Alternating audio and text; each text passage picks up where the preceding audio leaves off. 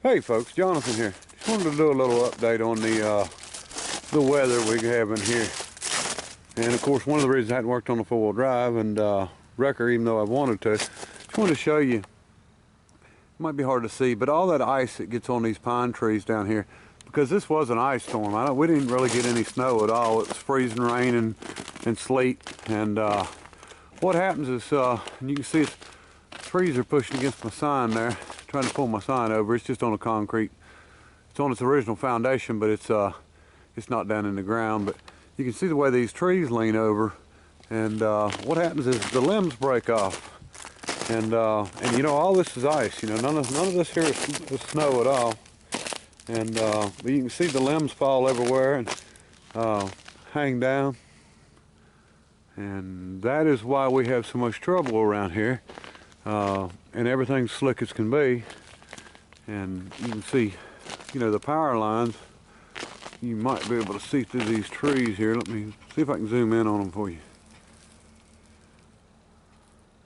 You hear stuff cracking above me. I don't need a limb to hit me in the head, but there's ice on the power lines, and then you get a tree that, you know, a limb falls and hits the power lines, and it shorts everything out, and then you've lost your power. So we've lost our power twice, and which is not a big deal for us. I heat with wood, and I've got a generator anyway to keep the internet going, TV going, and everything, because, you know, kind of like it. But so, you know, we don't notice much difference, but you know, some people it's pretty rough on. And you know, these trees are pretty tall. I'd say, I'm just guessing, I don't know, but I'd say maybe 50 feet.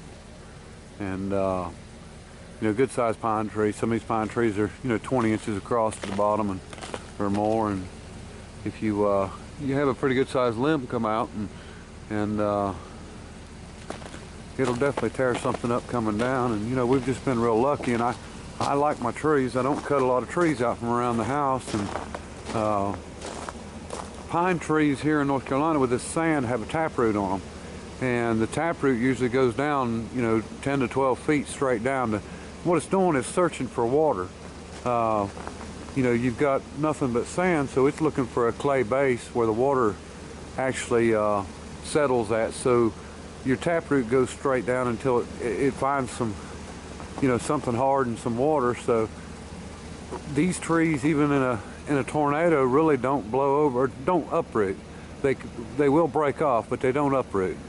So that's one of the reasons they don't, you know, bother me a whole lot of having them around here.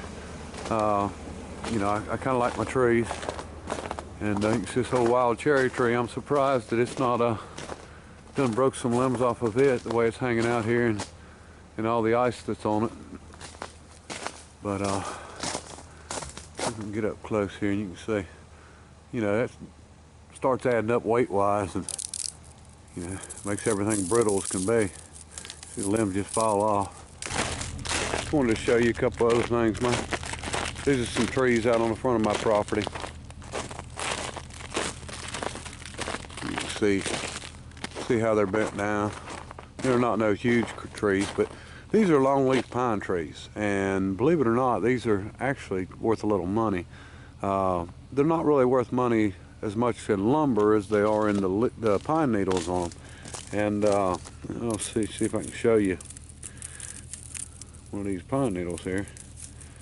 Well, don't want to break off, but you can see that's the pine needle, and I got pretty big hands, but you know, my hands are not even close to being as long as what these pine needles are.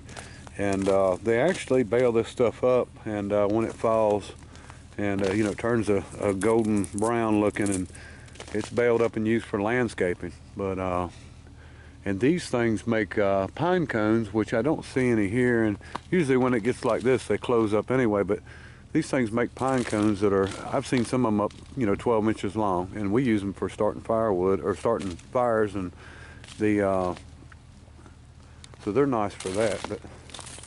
But the daggone the ice has sure done a number on a lot of these trees. And you know, these trees here will probably be fine if that melts off. As long as they don't snap, they'll probably come right back up to where they need to be. These is not, you know, any huge trees. I've got some some real big ones here, but you know, luckily, like I said, no, I've lost a lot of limbs, but nothing major. Nothing's gonna hurt anything, and I don't see any of the big pine cones I wanted to show you, but I'll show you sometime on them. They're probably the biggest pine cones out there. I've never seen any bigger, and actually I've seen people selling them on eBay, and people use them for crafts, make Christmas trees and such out of. But anyway, nothing exciting going on around here, at least until all this ice melts off. So we'll get back at it and get back to work.